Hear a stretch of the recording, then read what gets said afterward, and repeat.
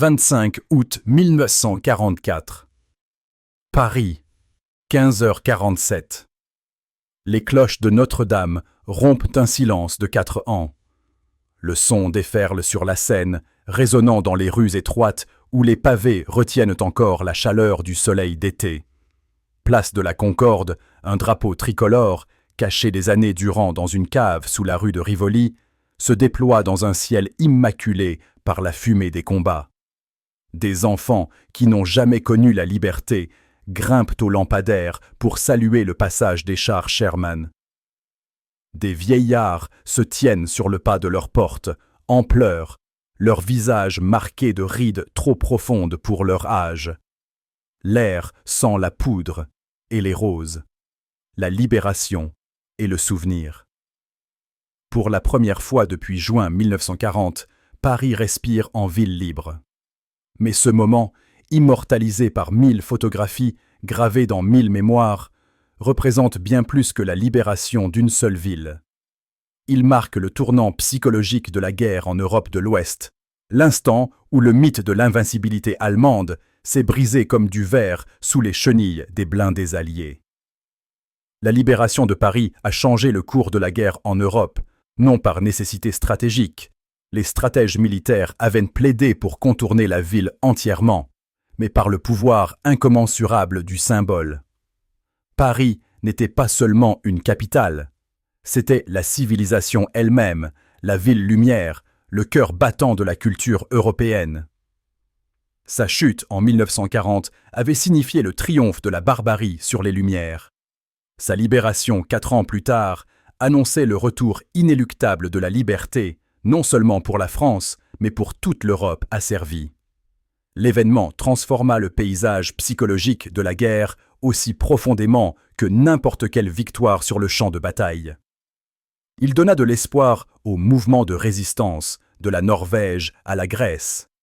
Il démoralisa les défenseurs allemands qui comprirent soudain que la retraite, et non la victoire, définissait leur avenir. Et il força le monde à affronter une vérité que la propagande ne pouvait plus masquer. La roue avait tourné, et elle ne reviendrait pas en arrière. Pour comprendre pourquoi Paris comptait si profondément, il faut revenir à juin 1940, au moment où tout a basculé. La chute de la France avait pris 6 semaines.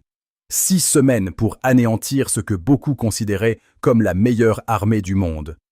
La rapidité de la victoire allemande stupéfia même les généraux d'Hitler. Les soldats français, qui avaient cru défendre des fortifications imprenables, se retrouvèrent débordés, encerclés, submergés par un nouveau type de guerre qui avançait plus vite que la pensée elle-même. Le 14 juin 1940, les troupes allemandes entrèrent dans Paris sans tirer un coup de feu. La ville qui avait résisté à un siège en 1870, qui n'était jamais tombé lors de la Première Guerre mondiale, se rendit, à peine un murmure. Des photographies de ce jour montrent des soldats de la Wehrmacht posant devant la tour Eiffel, souriant aux appareils comme s'ils avaient conquis l'Everest. L'image circula dans le monde entier. L'Allemagne triomphante, la France vaincue, l'ancien ordre détruit.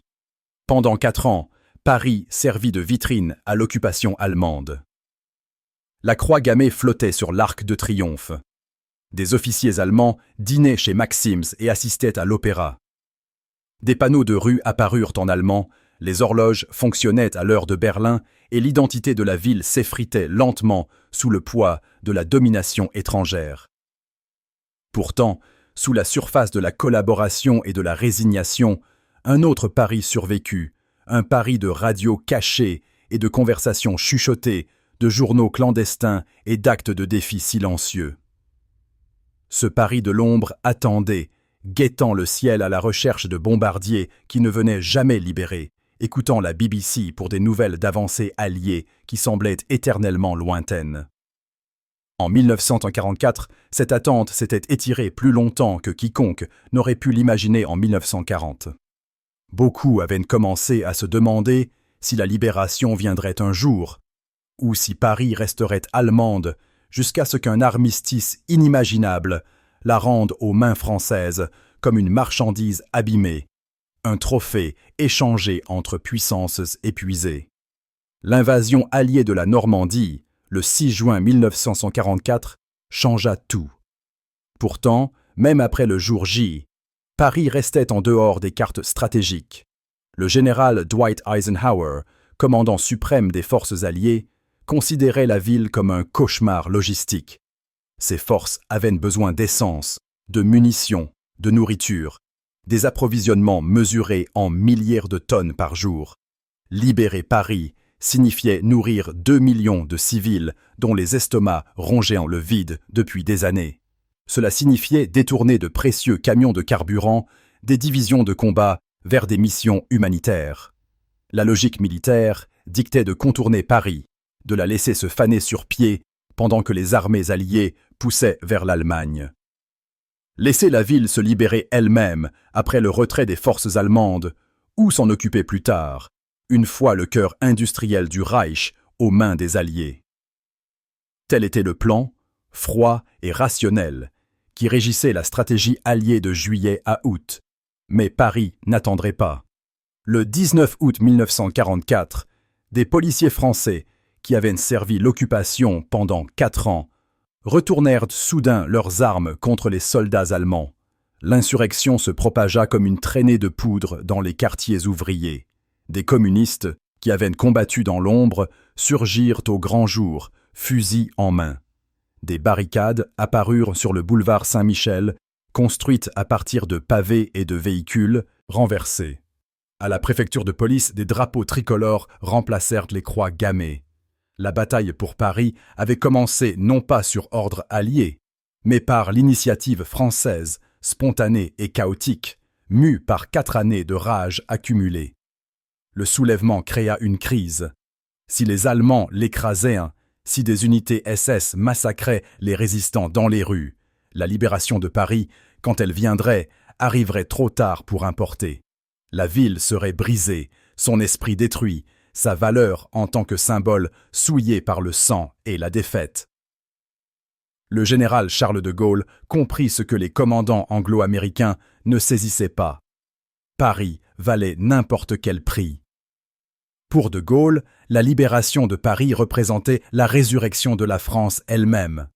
Une France qui libérait sa propre capitale, même avec l'aide alliée, pourrait prétendre avoir résisté, n'avoir jamais vraiment capitulé.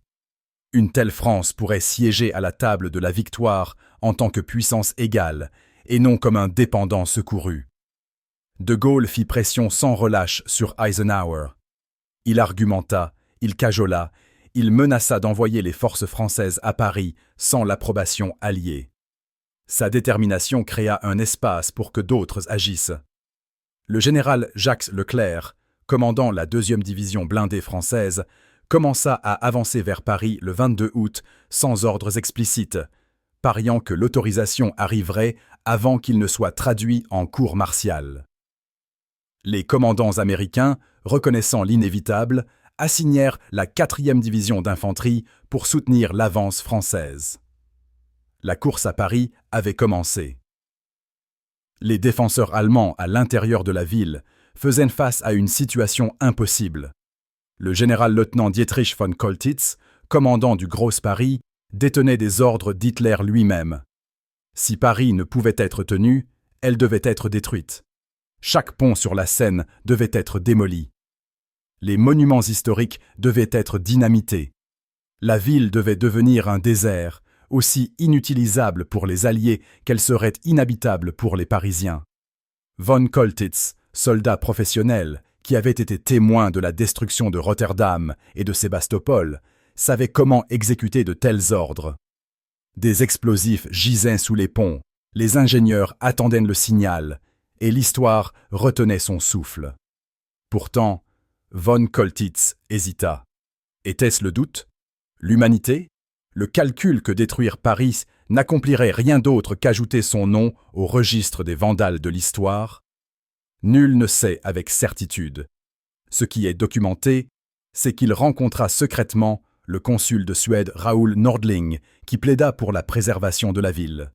Ce qui est connu, c'est que les explosifs restèrent non détonés.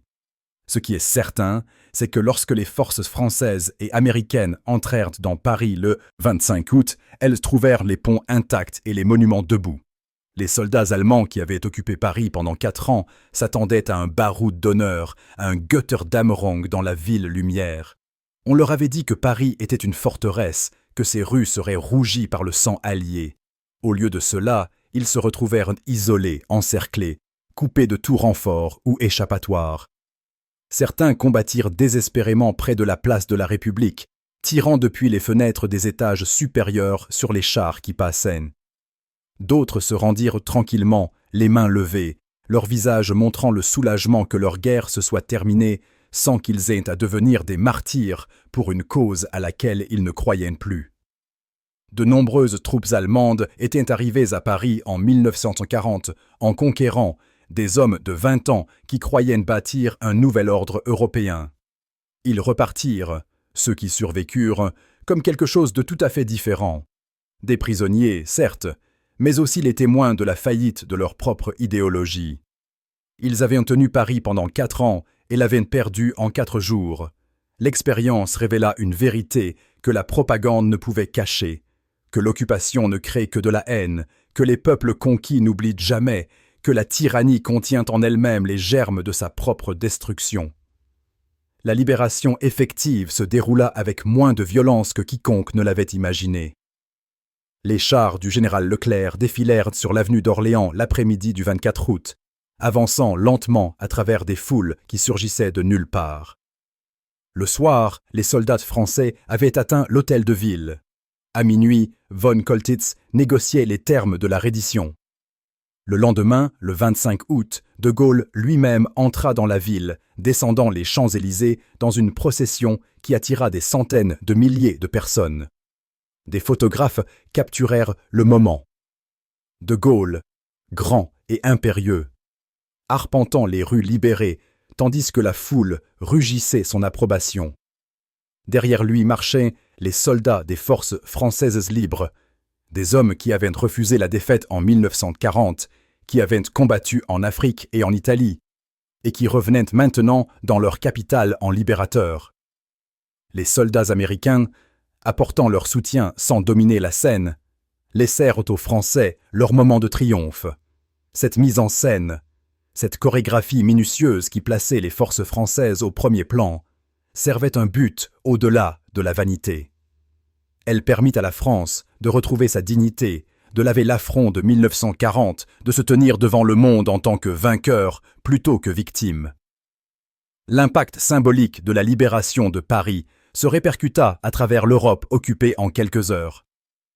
En Belgique, aux Pays-Bas, au Danemark, en Norvège, partout où les forces allemandes tenaient encore le terrain, les mouvements de résistance qui avaient enduré des années de persécution trouvèrent soudain une nouvelle énergie. Si Paris pouvait être libéré, alors Bruxelles suivrait. Si la France pouvait se relever, alors aucune nation occupée n'aurait à accepter une subjugation permanente. Les journaux clandestins, qui circulaient dans l'obscurité, imprimèrent désormais des articles parlant non pas d'endurance, mais de libération imminente. Des saboteurs, qui avaient conservé des explosifs pendant des années, les utilisèrent soudainement librement, attaquant voies ferrées et ponts avec une confiance renouvelée. L'appareil de sécurité allemand, étiré à travers une douzaine de pays, sentit la pression se multiplier. Chaque acte de résistance, enhardi par l'exemple de Paris, força la Wehrmacht à détourner des troupes du service de première ligne vers les tâches d'occupation. La libération de Paris fonctionna ainsi comme un multiplicateur de force, affaiblissant la capacité militaire allemande par des moyens psychologiques plutôt que cinétiques. Tout aussi significatif fut l'effet sur le moral allemand. Les soldats qui avaient survécu à Stalingrad et Koursk, qui s'étaient retirés à travers la Russie et l'Italie, pouvaient rationaliser ces défaites comme de simples ajustements tactiques. Le front de l'Est était immense, les distances impossibles, l'ennemi innombrable. Mais Paris, c'était l'Europe. Paris, c'était la civilisation. Sa perte ne signifiait pas un échec tactique, mais une défaite civilisationnelle. Des lettres écrites par des soldats allemands fin août 1944, interceptées par les renseignements alliés, révèlent un profond changement de mentalité.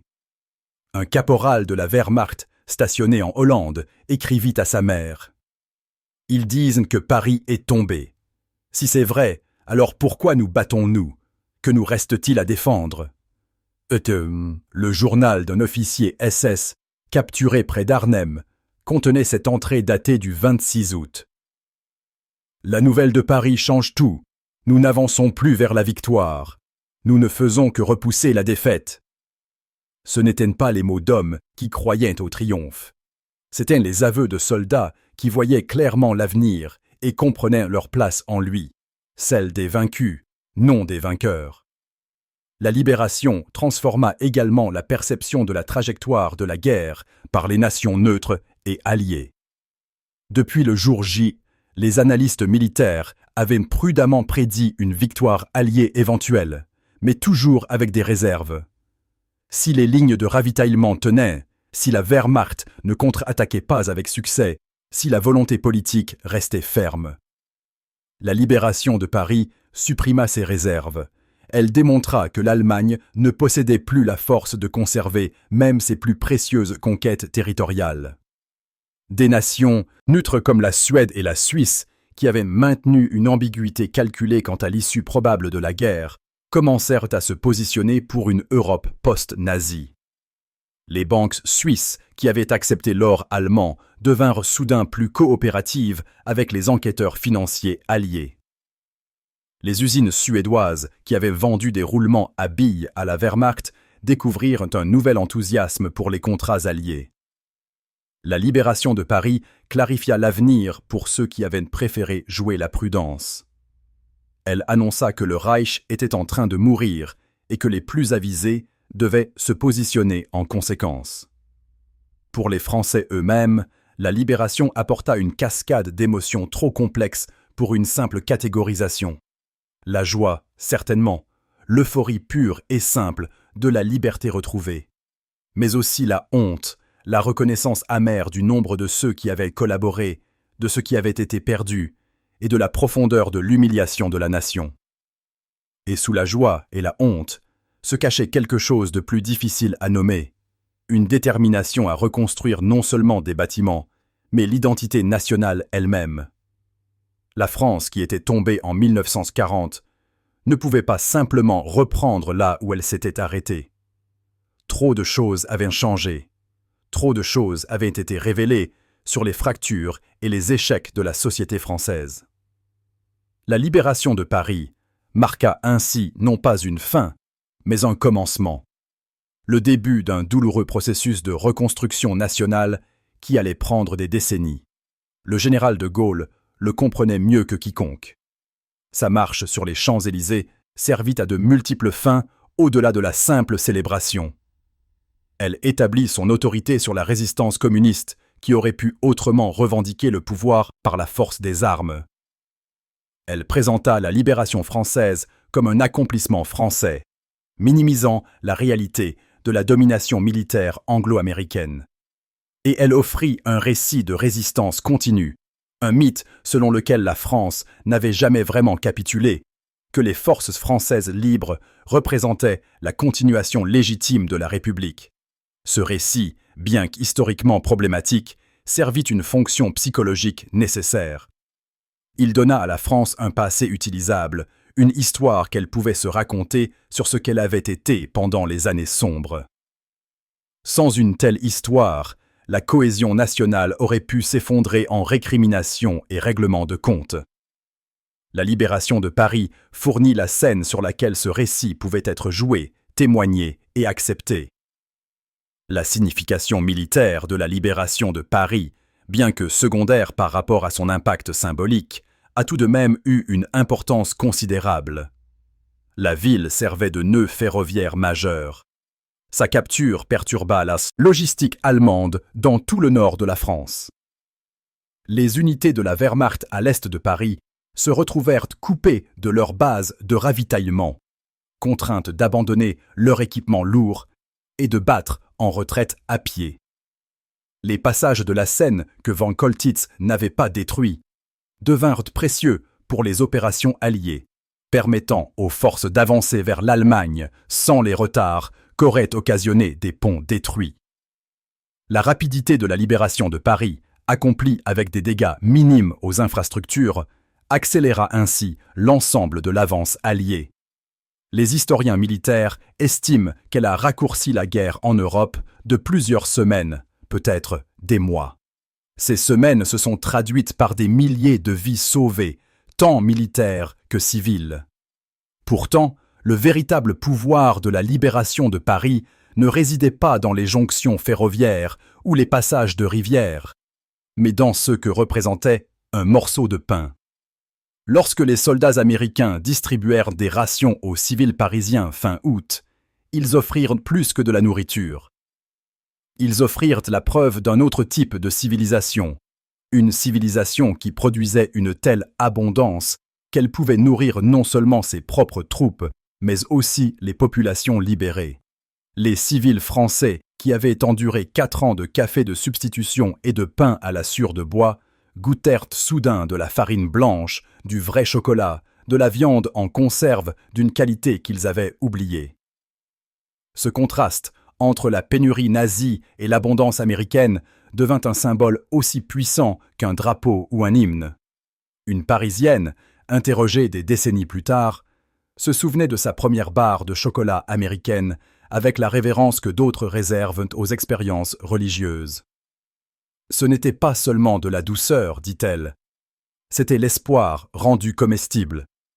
C'était la preuve que le monde d'avant, le monde de l'abondance, existait encore quelque part et pourrait exister à nouveau ici. 200 milliards en 1600. Le pain devint une image récurrente dans les photographies et les actualités du Paris libéré. Des soldats américains distribuant des pains à la foule. Des enfants français mordant dans des sandwichs faits de pain blanc et de beurre de cacahuètes. Des boulangeries rouvrant après des années de farine rationnée, leurs vitrines affichant des pâtisseries qui semblaient miraculeuses après les privations de l'occupation. Chaque image renforçait un récit, que la démocratie et l'abondance étaient liées, que les sociétés libres produisaient non seulement la liberté, mais aussi la prospérité, que le choix entre les visions alliées et de l'axe de l'avenir était un choix entre l'abondance et la faim. Cela a peut-être été de la propagande, mais c'était une propagande bâtie sur une réalité observable. Le contraste entre la capacité d'approvisionnement américaine et l'épuisement des ressources allemandes était frappant et indéniable. Les soldats allemands à Paris avaient vu leurs rations diminuer progressivement à partir de 1942, les produits de substitution remplaçant les vrais, les quantités diminuant à mesure que la capacité de production du Reich pliait sous les bombardements alliés. Ils connaissaient intimement l'échec de leur modèle économique, l'avaient vécu dans leur propre corps. Quand ils virent les troupes américaines distribuer de la nourriture avec une générosité désinvolte, cela confirma ce qu'ils suspectaient déjà, qu'ils avaient combattu pour un système conçu pour échouer, que leur idéologie avait tout promis et n'avait livré que la destruction. La transformation que cette prise de conscience a produite dans la conscience allemande s'est avérée durable. Des milliers de soldats de la Wehrmacht qui furent témoins de la libération de Paris rentrèrent chez eux après la guerre porteurs d'une nouvelle compréhension. On leur avait dit que la démocratie était faible, que les sociétés libres manquaient de discipline, que les valeurs libérales produisaient décadence et effondrement. Au lieu de cela, ils avaient vu des soldats américains disciplinés traiter les populations libérées avec retenue et générosité. Ils avaient vu des nations démocratiques surpasser les nations totalitaires par des marges trop vastes pour être ignorées. Ils avaient vu les Parisiens célébrer non pas l'ordre allemand, mais la liberté alliée. Ces expériences ont planté des graines de doute qui allaient fleurir dans l'Allemagne d'après-guerre, contribuant à une culture politique qui rejeta le fascisme non par contrainte étrangère, mais par conviction interne. La leçon de Paris, que la tyrannie ne produit que pauvreté, misère et défaite, devint fondamentale pour l'identité politique de la République fédérale. La Libération révéla également des fractures au sein de la société française qui mettraient des générations à se cicatriser. Dès que les forces allemandes se retirèrent, les règlements de compte commencèrent. Des femmes qui avaient eu des amants allemands se firent raser la tête lors de rituels publics d'humiliation. Les collaborateurs accusés firent face à la justice populaire, parfois à l'exécution sans procès. La joie de la libération se mêla au poison de la vengeance, créant des ambiguïtés morales qu'aucun récit simple ne pouvait résoudre. Certains de ceux qui furent punis avaient collaboré activement, s'enrichissant par le marché noir ou en dénonçant des résistants. D'autres avaient simplement survécu, servi des clients allemands dans leurs magasins, travaillé dans des usines gérées par les Allemands parce que la famine était l'alternative. Où commençait et où finissait la culpabilité? Qui avait l'autorité de juger? Ces questions hantèrent la France, longtemps après le départ du dernier soldat allemand de Paris. La Libération exposa la complexité de l'occupation, révéla que presque personne n'en est sorti moralement pur. Cette vérité inconfortable signifia que la libération de Paris, bien que joyeuse, initia également un douloureux examen de conscience sur les choix faits en temps de guerre, que la France traite encore aujourd'hui. Pour les soldats alliés qui participèrent à la libération, Paris représenta un moment de pur triomphe, épargné par les ambiguïtés qui caractériseraient les victoires ultérieures. Ils avaient libéré la ville lumière des ténèbres, et les foules reconnaissantes qui assaillirent leurs chars confirmèrent leur sentiment de mission morale. Les géis américains qui avaient débarqué sur les plages de Normandie quelques semaines plus tôt, qui avaient combattu à travers les haies et enduré les tirs d'artillerie, se retrouvèrent soudain embrassés par de belles femmes, abreuvés de vin qu'ils n'avaient techniquement pas le droit de boire, célébrés comme des héros d'une manière qui semblait méritée et réelle. Un soldat de l'Ohio écrivit chez lui « Je comprends enfin pourquoi nous nous battons, non seulement pour vaincre les nazis, mais pour rendre aux gens leur vie, leur liberté, leur ville. J'ai vu un vieil homme pleurer devant Notre-Dame aujourd'hui, juste debout là, avec des larmes coulant sur son visage. Ça vaut toutes les dures journées depuis que nous avons quitté l'Angleterre. » Dieu qui veut citer ce matin ça. Ce sentiment de but, renouvelé et clarifié par la libération de Paris, a soutenu les forces alliées à travers les combats brutaux qui suivirent. La guerre en Europe se poursuivrait encore 9 mois, à travers l'échec de l'opération Market Garden, le cauchemar de la forêt de Hurtgen, la contre-offensive allemande désespérée dans les Ardennes. Des dizaines de milliers d'hommes mouraient avant que l'Allemagne ne capitule enfin. Mais aucun de ceux qui participèrent à la libération de Paris n'oublia pourquoi ils se battaient. Lorsque le doute s'insinuait pendant les nuits glaciales dans les tranchées belges, ils se souvenaient des foules en liesse sur les Champs-Élysées. Lorsque l'épuisement menaçait de les submerger lors du franchissement du Rhin, ils se rappelaient les cloches de Notre-Dame rompant leur silence. Paris a donné à la cause alliée un visage, une dimension humaine que les concepts abstraits de démocratie et de liberté ne pouvaient à eux seuls fournir. La date de la libération s'est avérée particulièrement significative. Fin août 1944, la Wehrmacht était chancelante mais pas encore brisée. Les forces allemandes tenaient toujours des positions de la côte néerlandaise aux Alpes italiennes. Les fusées V2 avaient commencé à s'abattre sur Londres, suggérant que la technologie allemande demeurait dangereuse. Certains stratèges alliés craignaient un conflit prolongé, s'étendant potentiellement jusqu'en 1946. La libération de Paris a modifié ses calculs en démontrant que la capacité défensive allemande s'était dégradée au-delà de tout rétablissement. Si la Wehrmacht ne pouvait pas tenir Paris, une ville qu'elle avait occupée pendant 4 ans, fortifiée, garnie et considérée comme sûre, alors elle ne pouvait tenir nulle part. Cette prise de conscience a influencé la planification stratégique au plus haut niveau. Elle a encouragé les opérations offensives agressives, incité les commandants à prendre des risques qu'ils auraient autrement évités et convaincu les dirigeants politiques qu'une victoire totale était réalisable dans un délai raisonnable. L'impact psychologique de la libération de Paris s'est ainsi traduit directement dans la planification militaire, accélérant des campagnes qui auraient autrement pu progresser plus prudemment. Le poids symbolique de Paris a également affecté la perception soviétique de l'avancement de la guerre. Staline observait les opérations alliées occidentales avec une profonde suspicion, convaincu que les forces britanniques et américaines ralentissaient délibérément leur avance pour permettre à l'armée rouge de subir le maximum de pertes. La libération de Paris a compliqué ce récit. Elle a démontré que les forces occidentales avançaient agressivement vers l'ouest, que le second front promis par Roosevelt et Churchill portait ses fruits. Cette preuve de l'engagement allié a peut-être influencé les décisions soviétiques concernant les arrangements territoriaux d'après-guerre.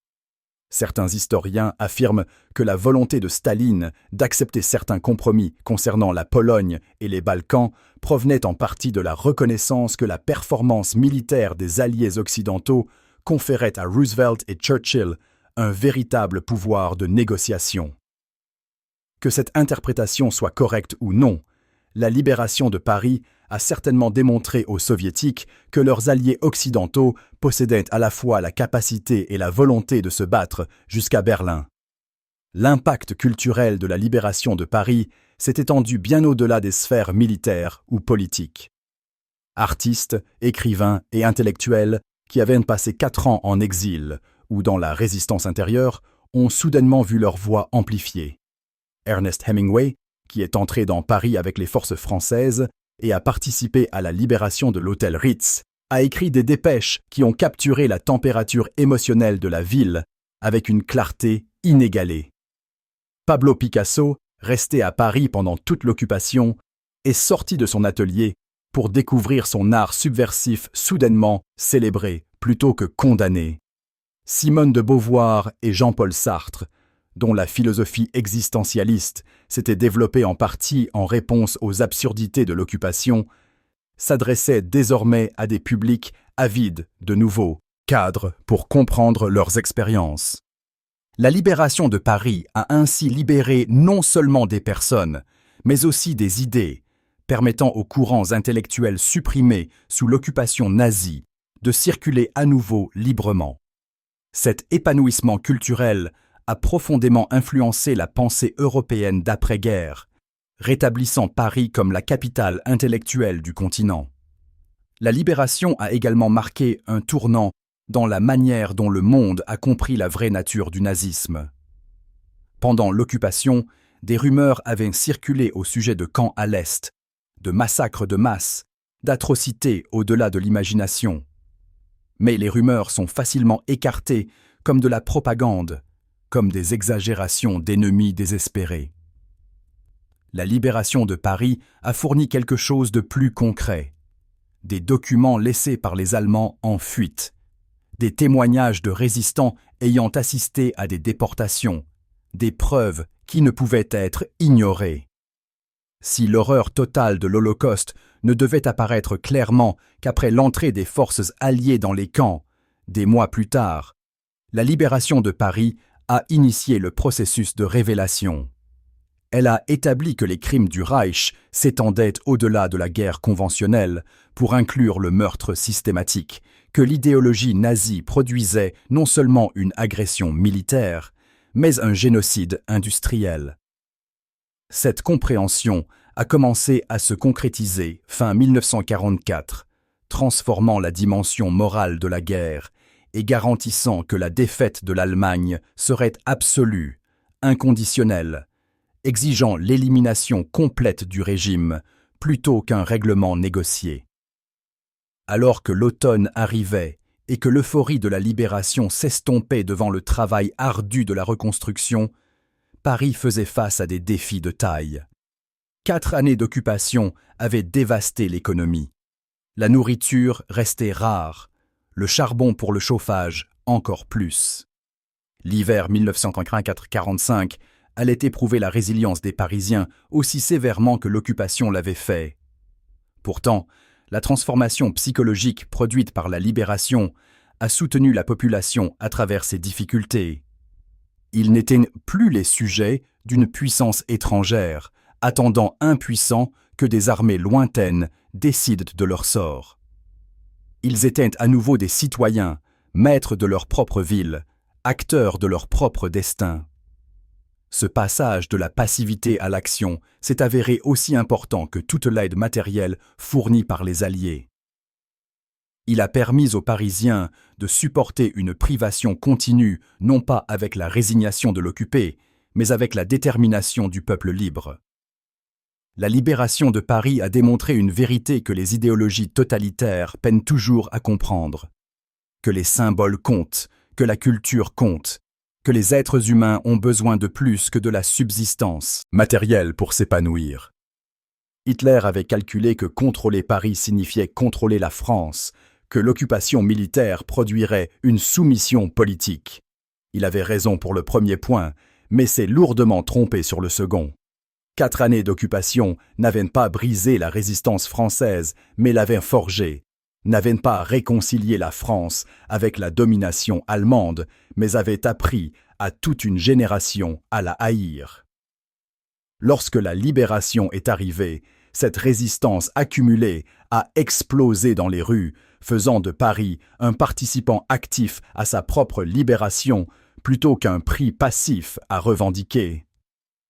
Cette capacité d'agir, ce refus d'attendre patiemment d'être secouru, a incarné l'esprit essentiel de la démocratie plus parfaitement que n'importe quel nombre d'élections ou de constitutions. La démocratie, a rappelé Paris au monde, ne réside pas seulement dans les institutions, mais dans les citoyens prêts à se battre pour leur liberté. Le pain que les soldats américains distribuaient dans le Paris libéré portait des significations qui transcendaient la simple nutrition. Il représentait un contrat social entre nations libres et peuples libérés, une promesse que la victoire apporterait non seulement la paix, mais la prospérité, non seulement la liberté, mais l'abondance. Cette promesse a façonné la reconstruction de l'Europe d'après-guerre. Le plan de Marshall, qui allait injecter des milliards de dollars dans la relance européenne, s'est construit explicitement sur le modèle établi lors de la libération de Paris, que l'aide américaine ne réparerait pas seulement les dommages de guerre, mais démontrerait la supériorité du capitalisme sur les alternatives communistes. Le pain distribué en août 1944 est devenu le prototype de l'aide économique soutenue qui a suivi, établissant des modèles de coopération transatlantique qui perdurent aujourd'hui. Le symbole s'est avéré aussi durable que la substance. Les soldats allemands qui avaient défendu Paris découvrirent dans sa perte une autre forme de libération, la liberté de l'illusion. Beaucoup s'étaient battus non par conviction idéologique, mais par devoir, patriotisme, ou simplement parce que le refus signifiait l'exécution. Ils avaient cru à la propagande sur la supériorité allemande, sur la justesse de la cause du Reich, car la croyance rendait le service supportable. La perte de Paris a détruit cette fiction réconfortante. Elle les a forcés à affronter la réalité, qu'ils servaient une cause maléfique, que leurs sacrifices n'avançaient pas la civilisation, mais la barbarie, que tout ce que leurs dirigeants avaient promis n'était que mensonge. Cette reconnaissance, aussi douloureuse fut-elle, a permis à certains d'entamer le chemin psychologique vers la réhabilitation. Tous les soldats allemands n'ont pas fait cette transition. Beaucoup sont restés des nazis, convaincus jusqu'à la mort, mais suffisamment l'ont fait pour que l'Allemagne d'après-guerre puisse construire une culture démocratique fondée sur le rejet de son passé fasciste. La libération de Paris a contribué à cette transformation en rendant le déni impossible, en confrontant les soldats allemands à des preuves indéniables de la faillite de leur idéologie. Les cloches de Notre-Dame, silencieuses depuis 1940, ont sonné toute la journée du 25 août 1944. Leur son a traversé la ville, a atteint les soldats combattant en périphérie, a pénétré dans les caves où les civils s'abritaient des balles perdues, a résonné aux oreilles des prisonniers allemands marchant vers la captivité. Chaque coup était une déclaration, une affirmation de permanence. Nous avons enduré, nous avons survécu, nous demeurons. Les cloches avaient été témoins de Paris pendant des siècles, avaient sonné pour des couronnements et des révolutions, pour des victoires et des défaites. Leur silence pendant l'occupation avait été une blessure dans l'âme de la ville. Leur reprise annonçait la guérison, le rétablissement, la continuité. Paris était à nouveau Paris, pas Grosse Paris, pas une possession allemande, mais la ville éternelle, la capitale de la France, le foyer de la liberté et de la lumière. Épilogue. Le 25 août 1944 représente plus qu'une date dans l'histoire militaire. Il incarne un moment où le symbolisme et la substance ont convergé, où la libération d'une seule ville a changé la trajectoire de l'avenir de tout un continent. Paris n'avait pas besoin d'être libéré pour que les Alliés gagnent la guerre. La logique militaire suggérait de le contourner, économisant des vies et des ressources pour les batailles à venir. Mais les guerres ne se gagnent pas par la seule logique. Elles sont menées par des gens qui exigent plus que des calculs stratégiques pour maintenir leur volonté de lutter. Ils ont besoin de symboles. Ils ont besoin de preuves que le sacrifice sert quelque chose de plus grand que la survie. Ils ont besoin de preuves que leur camp représente non seulement une force militaire, mais aussi une justesse morale. Paris a fourni tout cela. Sa libération a annoncé que la civilisation renaissait, que la barbarie avait atteint son apogée et se retirait désormais. Elle a donné de l'espoir à des millions de personnes vivant encore sous l'occupation nazie et a brisé l'esprit de ceux qui imposaient cette occupation. Elle a démontré que les peuples libres, même après une défaite dévastatrice, pouvaient se relever et reprendre ce que la tyrannie leur avait volé. Et elle a révélé une vérité sur la démocratie que la propagande seule n'aurait jamais pu transmettre, que les sociétés libres, malgré leur désordre et leur inefficacité apparente, produisent une abondance que les économies dirigées ne peuvent égaler, génèrent une résilience que les systèmes autoritaires ne peuvent briser et inspirent une loyauté que la terreur ne peut contraindre. Le pain que les soldats américains ont distribué aux foules parisiennes en août 1944 n'était pas de la simple nourriture. C'était un argument, rendu comestible et indéniable. Il disait que la liberté et la prospérité sont liées, que les sociétés respectant la dignité humaine craignent les conditions de l'épanouissement humain, que le choix entre démocratie et dictature est un choix entre l'abondance et la pauvreté, entre la vie et la mort. 4 années d'occupation avaient appris cette leçon aux Parisiens par une expérience douloureuse. La libération l'a confirmée par un soulagement joyeux. Et le monde, en regardant les actualités des foules en liesse et des tricolores flottants, a absorbé le message que l'avenir appartenait non pas à ceux qui promettaient l'ordre par la domination, mais à ceux qui protégeaient la liberté par la loi. Les cloches de Notre-Dame continuent de sonner aujourd'hui, marquant les heures et les jours saints, les mariages et les enterrements, les célébrations et les commémorations. Elles ont sonné le 25 août 2024 pour le 80e anniversaire de la Libération, appelant les Parisiens à se souvenir de ce que leurs grands-parents ont vu et gagné. Chaque son porte l'écho de 1944, la mémoire d'une ville qui a enduré 4 ans de nuit et a émergé à la lumière du jour, toujours elle-même, toujours Paris, toujours libre. Ce son nous rappelle que les symboles comptent, que la culture compte, que certaines choses valent n'importe quel prix pour être préservées. La libération de Paris a changé le cours de la guerre européenne parce qu'elle a changé ce que les gens croyaient de leur avenir. Elle a transformé le désespoir en espoir, la résignation en résistance, l'occupation en liberté. Elle a prouvé que les ténèbres, aussi profondes soient-elles, restent temporaires, que la lumière revient, que la tyrannie contient toujours en elle les graines de sa propre destruction, Et cela a démontré que parfois, une ville mérite d'être sauvée non pas pour ce qu'elle est, mais pour ce qu'elle représente. L'idée que les êtres humains méritent la beauté, la dignité et la liberté, que la civilisation mérite d'être défendue, que l'avenir appartient à ceux qui y croient suffisamment pour se battre pour son avènement.